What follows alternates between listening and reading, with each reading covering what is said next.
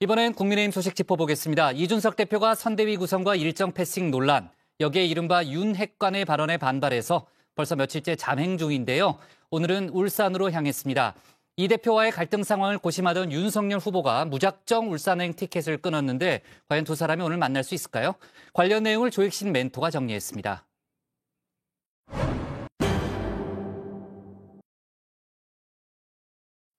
자중질환에 빠진 국민의힘, 대선을 어떻게 이끌 거냐, 결국은 노선 전쟁이란 분석이 나옵니다.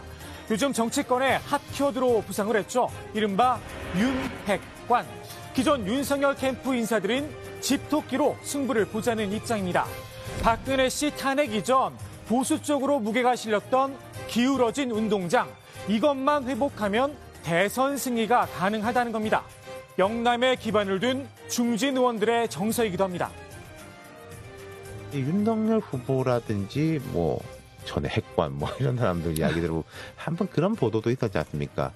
임명장 수십만 장 뿌리는 것도 이제 얼마나 큰 선거 운동인데 그런 걸 왜 모르느냐. 그러니까 거함주의인 거죠. 거함주의. 예, 전체적인 진영. 그러니까 약간 전통적인 국민의힘의 선거 컨셉에 가깝고. 반면 이준석 대표는 세대 포이론을 주장하고 있죠. 기존 보수 지지층의 플러스 알파 2030 남성 표심을 끌어모아야 승리할 수 있다는 겁니다. 이 대표가 홍보 업무를 총괄하겠다고 나선 이유기도 합니다. 사실 이 2030을 그 위시에서 세대 포이론 전략을 완성시키기 위해서는 2030이 단순 지지율이 높은 것이 아니라 거기에 더해가지고 꼭 투표장에 갈 만한 동인까지 만들어내야 되는 것이거든요. 예. 근데 그게 어렵다고 이제 보는 정치인들이 많아가지고 그런 회의적인 시각을 가진 분들이 있는데 저는 충분히 가능하다 봅니다.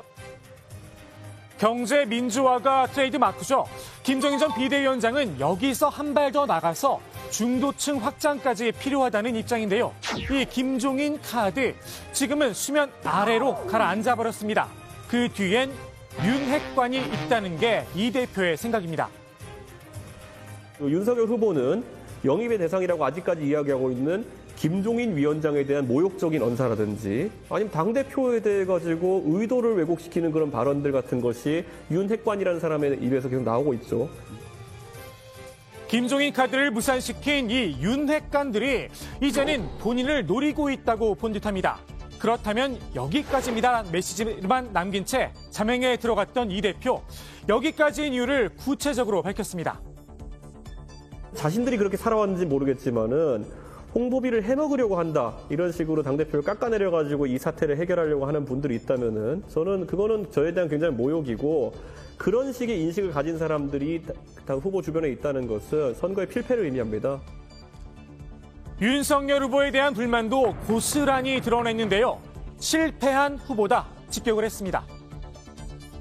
가지고 익명으로 장난을 치고 그게 다 후보의 권위를 빌어가지고 호가호위하는 것이고 저는 그런 실패한 대통령 후보, 실패한 대통령 만드는 데 일조하지 않겠습니다. 윤 후보가 이 대표의 자명에 특유의 쿨한 반응을 내놨죠. 이에 대해서도 부하가 아니다, 핫한 반응으로 응수했습니다. 어느 정도 본인도 좀 리프레시를 했으면은 저도 막 무리하게 거의 막 압박하듯이 이렇게 할 생각은 사실 없었어요. 저는 후보에게 그런 배려를 받을 위치에 있는 사람은 아니라고 생각하고요. 저는 당 대표는 적어도 대통령 후보의 부하가 아닙니다. 같이 협력해야 되는 관계이고. 김종인 전 비대위원장의 이준석 대표까지 이딴 불협화음, 윤 후보도 부담이긴 합니다.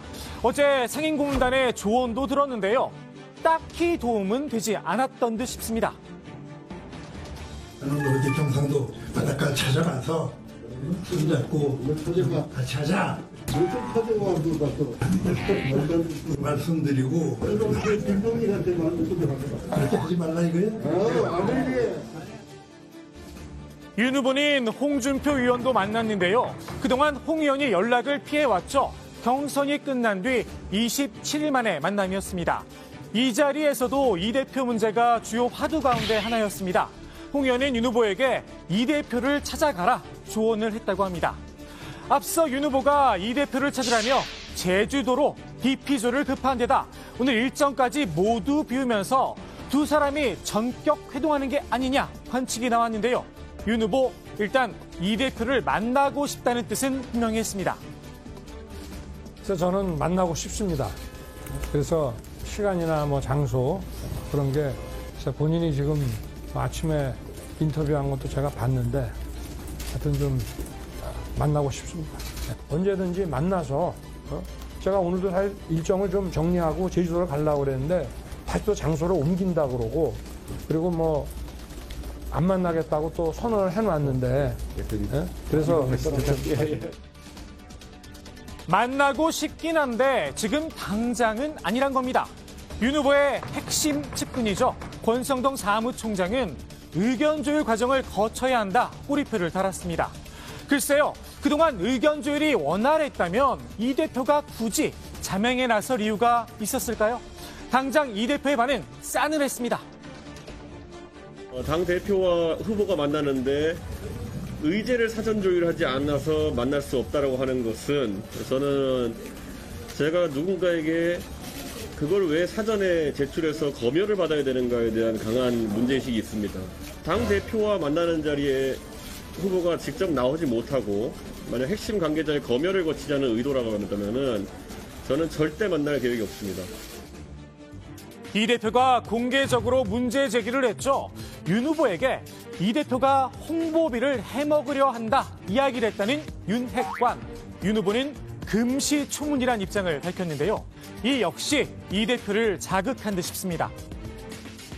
바깥에서 돌아다니는 어떤 소문을 들으신 것 같은데 저는 뭐 그런 얘기를 제 주변에서 저한테 하는 거를 들어보지 못했습니다. 이간 행위가 실제로 있다는 것을 증명하는 것이거든요. 그래서 저는 더 큰 문제라고 생각합니다. 그런 사람이 발호하는 것은 그런 것에 대해서 문제의식을 가지지 못하고 묵인 또는 용인하면은 활개를 치는 것입니다. 지금 있는 윤핵관을 걷어내도 또 누군가가 호가호위할 수 있기 때문에 저는 근본적으로 원인부터 차단하는 것이 중요하다. 결국은 윤핵관을 용인한 후보의 문제란 지적으로도 들리는데요. 민주당에선 더 알기 쉬운 비유에 나섰죠. 파리떼라고 하는 게 한번 손을 이렇게 휘저으면 쭉 흩어졌다가 다시 또 모이기도 하고 그래서 혼자만의 노력으로 되겠느냐. 특히나 파리떼가 모이는 이유는 무언가 썩어가고 있는 음식이 있거나 썩어가고 있는 냄새가 나거나 이게 되게 중요한데 네. 윤석열 후보 본인이 혹은 윤석열 후보의 주변이 가지고 있는 그 특성이 파리떼가 자꾸 모이게 하는 특성은 아니겠냐. 이준석 대표는 오늘 오전 제주를 떠나 울산으로 향했는데요. 이 대표의 입장을 전해들은 윤 후보 결국 다시 생각을 바꿨습니다. 사전 조율 없이 무작정 울산으로 향한 겁니다. 앞서 이 대표 측은 이런 공지를 올렸는데요. 윤석열 후보 측 관계자 발로 돌고 있는 윤석열 후보 잠시 후 울산으로 가서 이준석 만난다. 이준석하고도 얘기됐다. 울산 전격회동. 이 내용 전혀 사실이 아니다. 부인을 했습니다. 두 사람 오늘 만날 수 있을지는 지켜봐야 할 듯한데요. 다만 이 대표도 윤 후보와 대화의 여지는 남겨놓은 상태긴 합니다. 후보가 만나자고 하면은 제가 올라가겠습니다. 저는 제가 후보를 만나러 갈 수도 있습니다. 다만 하지만 지금까지의 어떤 아주 피상적이었던 대화나 이런 것이 아닐 것이라는 확신은 저는 하고 싶습니다. 윤 후보 과연 이 대표의 마음을 돌릴 수 있을까요? 지금 이 대표의 심정은 아마 이런 상태가 아닌가 싶기도 합니다. 오늘의 톡 쏘는 한마디 이렇게 정리합니다. 넌 나에게 모욕감을 줬어.